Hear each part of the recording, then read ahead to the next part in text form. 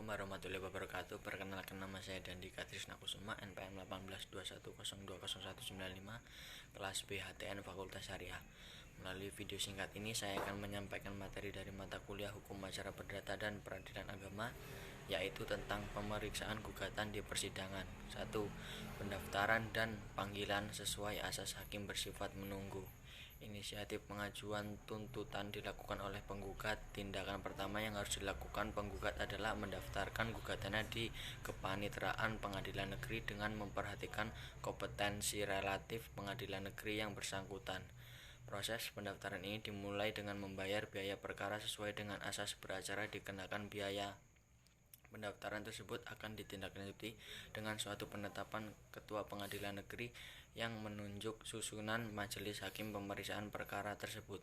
Ketua majelis hakim menentukan hari dan tanggal persidangan serta memerintahkan pemanggilan kedua belah pihak yang berperkara supaya hadir di persidangan yang telah ditetapkan disertai saksi-saksi yang mereka kehendaki untuk diperiksa dan dengan membawa segala surat keterangan yang akan dipergunakan.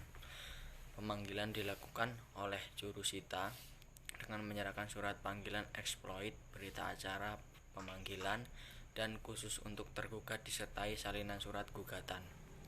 Pemanggilan ini harus dilakukan dengan patut yang ditunjukkan dengan pengambilan risalah panggilan itu kepada majelis hakim. Apabila yang dipanggil bertempat tinggal di luar wilayah hukum pengadilan negeri yang memeriksa perkara yang bersangkutan, panggilan dilakukan melalui ketua pengadilan negeri yang wilayahnya hukumnya meliputi tempat tinggal orang yang dipanggil tersebut. 2. Putusan karena tidak hadir pada sidang pertama. Pasal 148 RBG-124 HIR memuat ketentuan bila penggugat yang telah dipanggil dengan sepatutnya tidak dapat menghadap dan juga tidak menyuruh orang mewakilinya, maka gugatannya dinyatakan gugur dan penggugat dihukum untuk membayar biayanya dengan tidak mengurangi haknya untuk mengajukan gugatan setelah melunasi biaya tersebut. Namun pasal 150 RBG pasal 126 HIR masih memberi kelonggaran kepada majelis hakim untuk tidak menjatuhkan putusan pada persidangan pertama dan untuk memerintahkan jurusita untuk memanggil penggugat sekali lagi untuk hadir dan juga memanggil pihak sebelumnya telah hadir untuk menghadap lagi pada hari persidangan berikutnya yang telah ditetapkan untuk itu.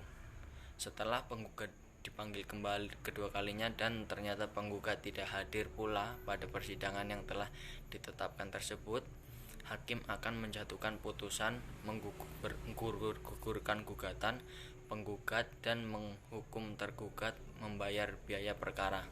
Dalam putusan yang menggugurkan gugatan penggugat, pokok perkaranya tidak dipertimbangkan oleh majelis hakim karena memang pemeriksaan perkara sesungguhnya belum dilakukan. Sebagai catatan perlu diperhatikan bahwa apabila penggugat hadir dalam persidangan pertama namun tidak hadir dalam persidangan berikutnya, maka perkaranya akan diperiksa dan diputus secara kontradiktor.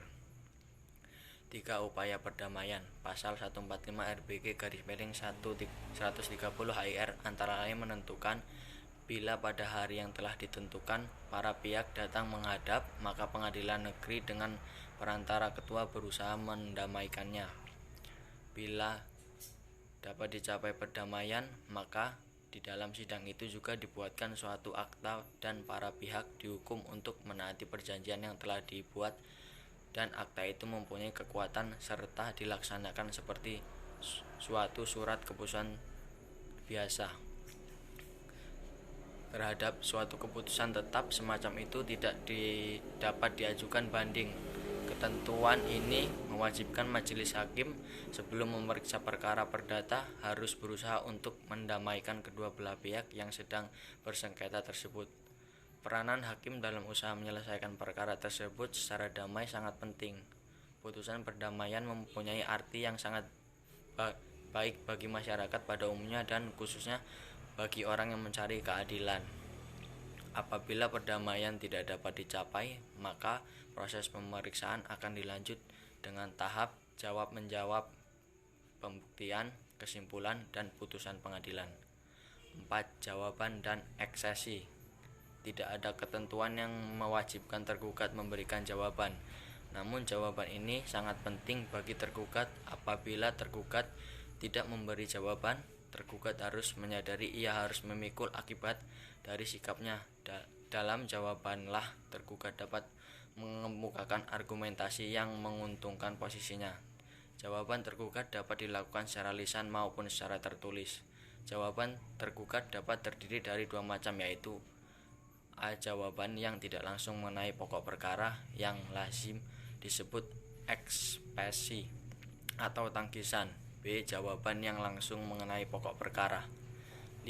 Gugatan rekonvensi.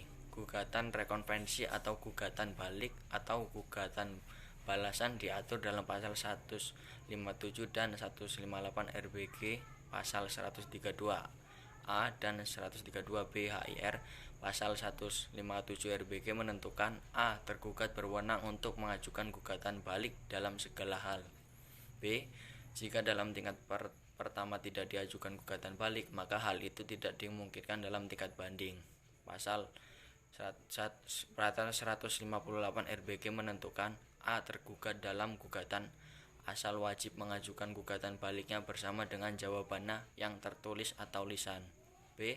Peraturan dalam bab ini berlaku untuk gugatan balik. Kedua perkara diperiksa bersama dan diputus dengan satu keputusan, kecuali bila hakim memandang perlu untuk memutus perkara yang satu lebih dahulu daripada yang lain dengan ketentuan bahwa gugatan asal atau gugatan balik yang belum diputus harus diselesaikan oleh hakim yang sama. C. Diperbolehkan pemeriksaan tingkat banding bila tuntutan dalam gugatan asal ditambah dengan nilai gugatan balik melebihi wewenang hakim untuk memutus dalam tingkat akhir. D. Akan tetapi, jika kedua perkara dipisah dan diputus sendiri-sendiri, maka harus diikuti ketentuan-ketentuan biasa mengenai pemeriksaan banding. Sekian pembahasan dari saya. Apabila ada salah kata saya mohon maaf. Saya Airi, wabillahi taufiq wal hidayah. Wassalamualaikum warahmatullahi wabarakatuh.